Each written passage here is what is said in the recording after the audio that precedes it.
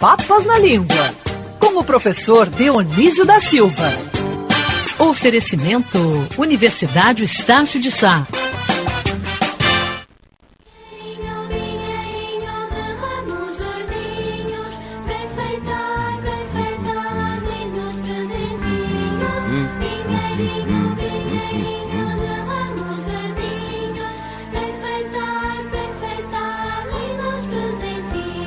Dionísio da Silva, sem papas na língua, espírito natalino, gorro vermelho na cabeça, barriga estufada, rou, rou, rou. Vai fazer hoje de trenó um passeio pela história das palavras, das expressões e estas relativas ao período que estamos vivendo. Ele selecionou aqui várias palavras que têm a ver com Natal, né? Inclusive a própria palavra Natal. Temos presépio, pinheiro, estrela, anjo, Maria e José. Vamos conversar um pouco com o Dionísio. E também temos, talvez para começar, não sei, Dionísio, encerramos, melhor encerrar, um bate-papo sobre uma mensagem muito interessante de um ouvinte chamado Ronald Sharp Jr. Estou lendo com esse acento inglês, todo prosa, porque eu suponho que ele seja estrangeiro. Ronald Sharp Jr. Ele escreveu sobre a queima do Museu da Língua Portuguesa, fazendo várias ponderações quanto à própria linha de condução do museu. Ele entra no mérito do tipo de política museológica que a instituição adota, né? O tipo de exposição, o tipo de acervo, essa coisa toda, e com observações muito provocativas, muito instigantes, que o Dionísio vai comentar na sequência. Antes, entretanto, Dionísio, aqui num bate-pronto, vamos conversar sobre as palavras que remetam a esta época do ano, Natal, férias e tudo mais. Bom dia para você. Bom dia, querido Boixá. De todas as características que você disse aí do Papai Noel, para mim, a barriga estufadinha é a mais fácil, né? Porque o que eu tenho comido nessa semana e bebido... Eu também. Você sabe que eu estou 8 quilos mais barrigudo. Não vou nem dizer que eu estou mais gordo, porque eu cresço na barriga mesmo. É uma coisa horrorosa, horrorosa. Agora estou prometendo a mim mesmo voltar a fazer ginástica durante as férias, mas há uma chance muito grande de eu estar me enganando, sabe? Ô Dionísio, vem cá, vamos conversar um pouco sobre Natal. A palavra Natal, qual é a origem dela? A palavra Natal, a origem dela é o latim natalis e designava também um deus que presidia o dia do nascimento da pessoa e cuidava da pessoa pelo resto de seus dias. Não era só aquele dia em que ele nascia. O panteão romano, por isso panteão, né, todos os deuses, ali cabia todo tipo de deus. E esse foi o grande problema que eles tiveram com o cristianismo, porque o cristianismo disse que o Deus era um só, era único. Dava um Deus para cada um. Já pensou que maravilha? Você tinha um muito Deus para cuidar, né, de você. Eu queria uma deusa, né? Porque mulher cuida melhor, né? O que fosse, né, Dionísio? Eu nem ia me preocupar com o gênero. Só poder ter um Deus secretário era muito bom. Mas daí o cristianismo aproveitou isso e deu o anjo da guarda, não é? Isso, pulverizou. Exatamente. Porque, na verdade, caiu de escalão, né? Caiu de hierarquia, né? Era um Deus, virou um anjo, né? Mas tá bom, quebra o galho. Mensageiro já tá bom, né? Claro. Agora, mas, Boixá, perdão. Então foi Natalis, né? Que é o mesmo étimo de natalino, né? Que é a idade, né? A data de nascimento e tudo mais, né? Isso. Que mais que você ia dizer? Não, ia dizer o seguinte, Boixá, que outro dia, sabe aquelas vontades que a gente dá, que vontade é uma coisa que dá e passa, senão a gente estaria muito complicado na vida, né? Mas a nossa querida Laura Ferreira estava explicando para você o que era solstício, né? Porque o Natal ocorre realmente num solstício, né? O solstício, a palavra mais fácil de entender para nossos ouvintes é solstício em latim, quer dizer sol parado. Ele subiu ao ponto mais distante, não é? Ficou muito frio, por causa disso, então quer dizer sol parado. Depois ele vai se aproximar. E o Natal foi deslocado para o dia 24 de dezembro, celebrado na noite do dia 24 de dezembro, para poder aproveitar as festas do solstício do romano, que o sol sol veio do latim solis, e eles festejavam o sol invicto, quer dizer, o sol vinha de novo, sempre. O sol invicto, o solis invicto. É quando a aproximação, os dias são mais longos, não é isso? Isso. Tá. Tem o solstício de inverno e solstício de verão, não é? Tá. Este solstício que preside o Natal é o solstício de verão, de inverno lá no hemisfério norte e, por conseguinte, de verão aqui, não é? Mas quer dizer sol parado. A gente vai nos dicionários, eu gostaria, Boixá, quando me fosse possível, né, eu tenho conversado muito com meus colegas da Academia Brasileira de Filologia, que a gente fizesse 2 alterações nos dicionários. Uma, que a gente não usasse a abreviatura, que é a coisa, para mim, uma chatice, não é? Você está procurando uma palavra e você reduz a indicação com a abreviação que seria de todos conhecida. Não é. Aquela abreviação não é conhecida. E segundo, a gente tem que explicar em arroz com feijão. Você vai ao dicionário para ser esclarecido. Não dizer assim, olha aqui, você vai no solstício, ele diz cada uma das 2 datas do ano em que o sol atinge o maior grau de afastamento. Solstício quer dizer sol parado. Por quê? Por causa disso, em latim era isso. Então, se os romanos chamaram de solstício naquela língua, é porque para eles lhe pareceu que o sol estaria parado, né? Enfim, dá essa impressão mesmo. Tá. Agora, vamos lá, vamos falar de presépio. Sobre o presépio, Boixá, há uma controvérsia, porque quando deslocaram esse nascimento de Jesus, que poderia ter ocorrido em abril ou março, uns dizem 9 de abril, outros 25 de março, o certo é que nós não temos essa data fixada em documentos, são só aproximações, para o dia 25, para o dia 24 de dezembro, para coincidir com a festa do solstício do Natal, de inverno, se misturaram alguns mitos. Em geral, trouxeram os mitos dos antigos celtas. O próprio Papai Noel era, segundo essas lendas, já chego lá no presépio, era um jovem que no rito da passagem para a vida adulta tinha que sair, matar um urso, voltar, e a prova que ele matou o urso é que ele vinha muito frio na Irlanda, né? Ele colocava na Europa do Norte, ele colocava a pele do urso com o pelo para dentro, para ele se aquecer, e virada para fora, então seria vermelha. Por isso que o Papai Noel é vermelho. Então dizem que isso foi muito antes de o cara da Coca-Cola inventar tal vermelho lá, né? Aquele caricaturista. E o presépio remonta a essa realidade muito antiga, porque na etimologia do presépio é pré-sépio, aquela construçãozinha que se faz na frente do curral. E ali foi que São Francisco de Assis, autor do primeiro presépio no século XIII, fez o primeiro presépio imitando aquela cerquinha na frente do curral. Então, na frente, sépium, na frente dessa cerquinha. Sépium. Isso. Sépium, olha que bonito. Então temos o Natalis. Isso.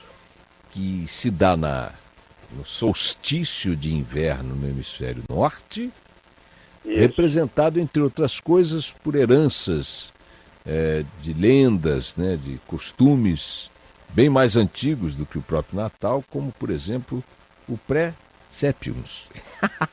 Muito bom. Olha aqui, conta para mim, por que o pinheiro tornou-se a árvore símbolo do Natal? Eu queria lembrar, então, Boixá, que o pinheiro é, inclusive, anterior ao presépio, porque o pinheiro, ele é enfeitado nesta noite em que se celebra essa passagem, não é? É escolhido o pinheiro porque foi a única árvore durante todo o inverno que ficou verde. Então ele se torna um símbolo da vida eterna. Ele não morre. Então o pinheiro era trazido pelos celtas, pelos vinques. Os vinques usaram muito pinheiro para esta cerimônia. E no século XV, o Martinho Lutero, olhando uma noite de Natal muito pensativo, e muito pensativo mesmo, porque estava sendo muito perseguido pela igreja, não é?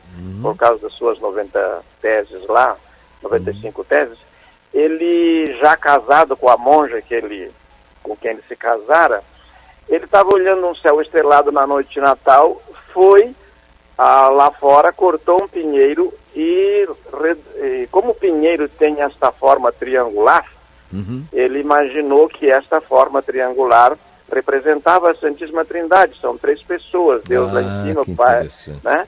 Pai, o Filho e o Espírito Santo, e encheu de luzes, de coisas que semelhassem luzes, coisas brilhantes, para aparecer o céu estrelado. Por isso que o pinheirinho se consolidou mesmo na civilização ocidental com um protestante, como Martinho Lutero. Agora, e já que você está falando em pessoas reais que viveram essa história, enfim, Martinho Lutero e tudo, vamos voltar um pouco, recuar um pouco a origem do cristianismo para falar de Maria e José. A presença de Maria e José esse protagonismo que eles alcançam nas comemorações natalinas resulta do fato que o Natal é a data do nascimento de Jesus, celebrado como tal, e que eles são os pais, não é por isso? É por isso, é a Sagrada Família. A Sagrada Família é constituída do pai, da mãe e do filho. Então, Maria, José e Jesus. É muito curioso, Boixá, porque o cristianismo é um dileto filho do judaísmo. José é um nome judaico, né, Yosef, e Maria, que veio do hebraico Miriam, este Miriam veio do egípcio, da temporada dos hebreus no Egito. E esse Miriam veio de um nome egípcio que queria dizer a amada de Amon, aquela mulher que era a amada do principal deus egípcio. E esses nomes vieram a constituir, então, a Sagrada Família. Acontece que eles repetem também nessas lendas, que depois se misturaram com doutrina e um pouco com a história, porque algumas das coisas do cristianismo, aliás, muitas das coisas do cristianismo são datadas historicamente, tem quem fez, quando, onde, como e porquê, não é? Eles aproveitaram mitos que circulavam por todo aquele Oriente, isto é, era frequente que um Messias, um Salvador, um rei, alguma personalidade muito importante tivesse um nascimento semelhante. E vários deuses daquele Oriente ali nasceram de uma virgem. E alguns deles foram também crucificados. E alguns deles também ressuscitaram. Então, é uma retomada de uma mescla de uma fé muito difusa. Hoje eu concluo dizendo o seguinte: olha, a fé naturalmente é uma questão pessoal, cada um tem a sua, e aqueles que têm uma mesma se abraçam ali. As pessoas que vão, por exemplo, nessas viagens à Terra Santa, hão de lembrar-se que sobe lá um guia e diz: daqui subiu Jesus ao céu. Mas a poucos metros dali pode ter um guia dos islâmicos, dos muçulmanos, que diz assim: daqui Maomé subiu ao céu. E se você for na Ásia, daqui Buda desapareceu, né? Então, as pessoas acreditam, porque sem fé você não vive, inclusive não tem vida econômica. O dinheiro mesmo é uma questão de fé. Você acredita que aquela nota te paga um jantar em Paris por alguns euros, né?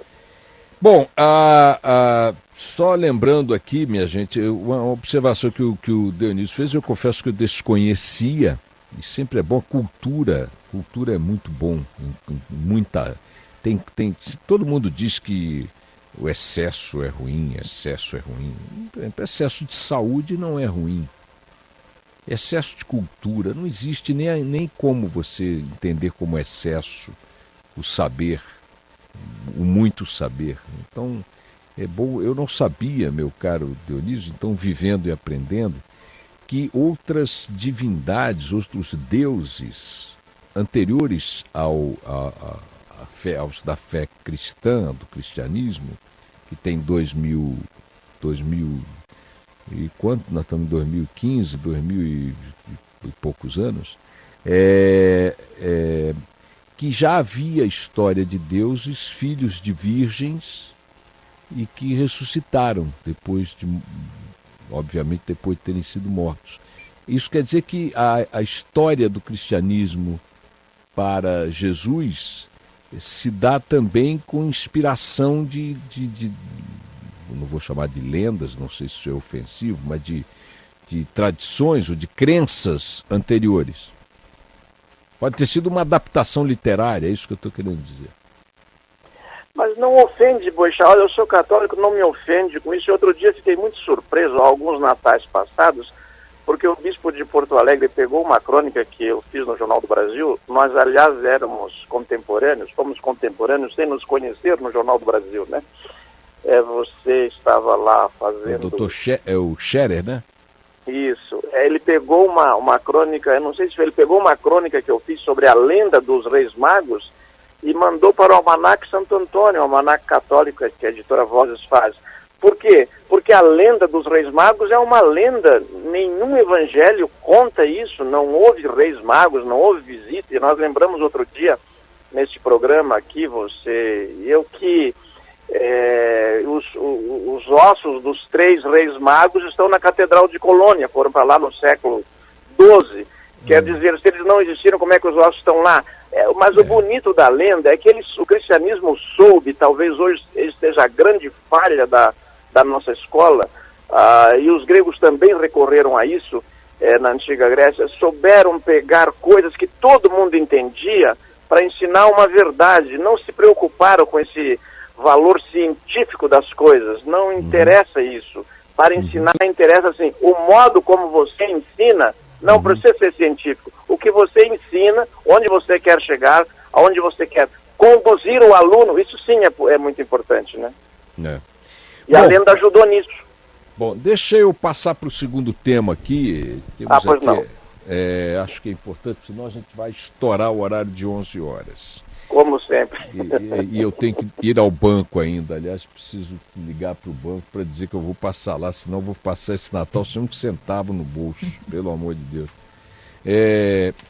O nosso ouvinte, Ronald Sharp Jr., escreveu o seguinte: caríssimo Boechat, entristeceu-me o incêndio no Museu da Língua Portuguesa. Porém, lamentei ainda mais intensamente a morte de um bombeiro civil na ação de combate ao infortúnio, claro, uma vida humana sempre prioridade total, né? O acervo do museu, segundo foi anunciado, diz o nosso ouvinte, é totalmente digital e será fácil recuperá-lo. Visitei o museu há uns 2 anos e me chamou a atenção a excessiva ênfase às influências africanas e indígenas na abordagem do nosso idioma, indicando inclusive a localização geográfica das respectivas tribos. Longe de ser um filólogo, limito-me a... Peraí, como é que ele diz aqui? Tá assim. Longe de ser um filólogo, mas as referidas influências, africana e indígena, portanto, tão fortemente enaltecidas, limitam-se à formação de palavras e não dizem respeito à origem, formação ou estrutura da língua, que não é apenas aquela falada no Brasil. Sinceramente, diz ele, o Museu da Língua Portuguesa deveria ser rebatizado para Museu da Língua Portuguesa do Brasil, uma vez que o nosso belo idioma, talvez a maior herança dos nossos colonizadores portugueses, deita raízes muito mais profundas no latim e no grego. Os irmãos portugueses certamente não conhecerão um sem número de palavras que aparecem no Museu Sinistrado, porque simplesmente não dizem respeito à língua portuguesa como um todo, mas a particularidades da cultura brasileira. Lembro-me de que, em minha época de colégio, memorizei radicais gregos e latinos, prefixos e sufixos, e isto me ajudou muito na escola e continua me auxiliando até hoje durante diante de vocábulos cujo significado desconheço. Desejo que a reconstrução do Museu da Língua Portuguesa seja breve, mas que ele possa, enfim, resgatar a verdadeira essência latina e grega do idioma, naquilo que é relevante para sua estrutura e base para a formação de novas palavras, sem a demasiada ênfase às contribuições de tribos indígenas e africanas. A alternativa seria alterar o nome do museu para Museu da Língua Portuguesa do Brasil. Aí sim poderíamos compreender melhor seu acervo. O que você achou dessas observações críticas bem expostas por nosso ouvinte Ronald Sharp Jr. às concepções que regem o Museu da Língua Portuguesa? Boixá, querido, eu fiquei muito surpreso com a participação do Ronald Amaral Sharp Jr., que ele é doutor em Direito pela Universidade de Alcalá, na Espanha, e é professor da Fundação Getúlio Vargas. Ele ajuda também pro bono, isto é, de graça, atua como vice-presidente da Sociedade de Beneficência Humboldt, que mantém no Rio o Colégio Cruzeiro do Sul. Eu nunca tinha exposto assim o que eu acho do Museu da Língua Portuguesa, e não queria dizer que me decepcionei muito com a visita que eu fiz lá, porque acho que uma instituição cultural no Brasil, qualquer que seja ela, o fato de ela existir já é muito bom, né? Então, o Museu da Língua Portuguesa cumpre sua função assim. Mas o professor Ronald Sharp Jr. está coberto de razão. A língua portuguesa não deve tanto assim às línguas africanas e nem às línguas indígenas. Não nos cabe fazer um juízo como o museu fez ao se instalar e tomou um partido. É um conceito de museu assim, em vez de você elevar o aluno, o visitante, não é? O aluno, porque eu sou professor, tendo a considerar aluno quando estou dando aula, mas tende a considerar o visitante como alguém que você deve descer ao nível dele e atendê-lo. Então aquele museu porque agora podemos usar o verbo no passado, era cheio de interativo, brincadeirinhas, quase assim um game cultural, que tem a sua função, certamente tem, mas não no museu.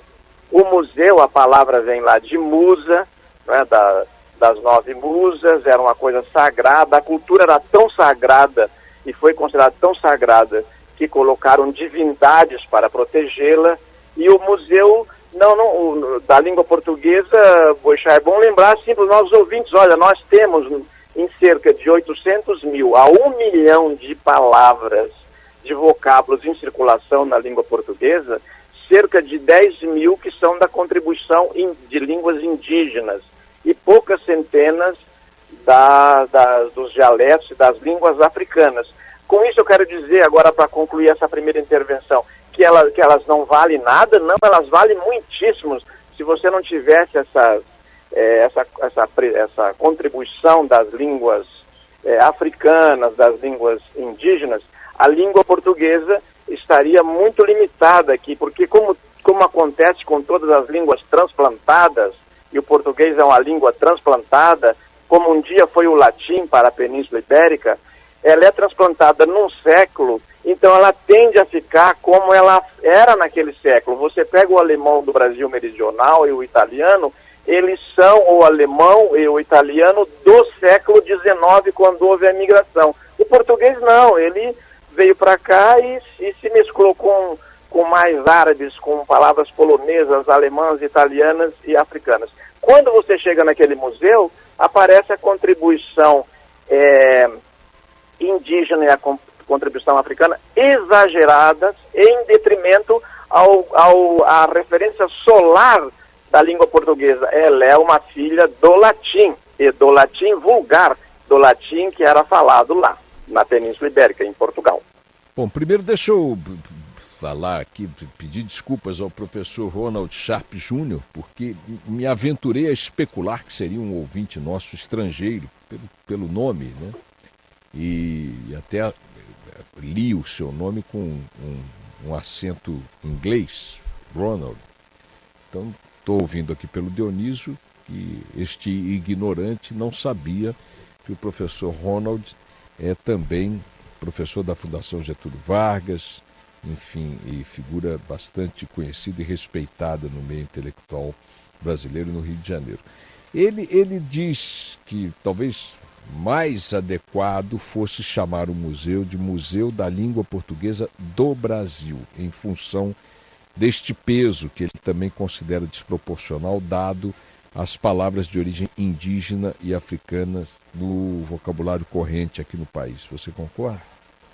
Concordo, é muito exagerado. Ou então, eu não sei se mudar o nome, Boechat, o professor Ronald, ele traz uma contribuição certamente muito importante, que é assim, vamos pensar nesse museu, inclusive fazer do limão uma limonada, né? Agora queimou, vamos ver como é que a gente reconstrói. Aliás, Boechat, de passagem, né, não posso deixar de registrar, não apenas aquele museu, como muitos prédios públicos no Brasil, e você falava há pouco que a máquina está inchada e está mesmo, não tem alvará. Como é que pode, não é?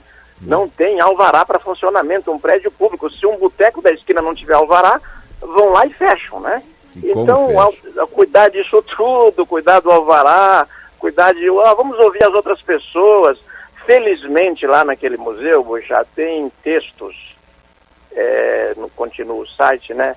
Textos muito bonitos sobre a história da língua portuguesa, e um deles é de um autor referencial nesses estudos, que é o professor Ataliba Castilhos, que se aposentou pela Unicamp e pela USP, e eu acho que trabalha como professor aposentado, como todo professor aposentado. De passagem, precisamos dizer que o professor aposentado, depois de lecionar 35, 40, 45 anos, não adianta. Se ele quiser ter uma vida com dignidade, ele tem que fazer como este que lhes fala, trabalhar, né?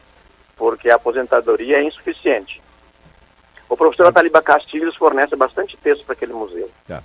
Agora, só uma ressalva que eu ouvi, não sei também, não tem detalhe, de que a parte do museu estava em dia com a papelada.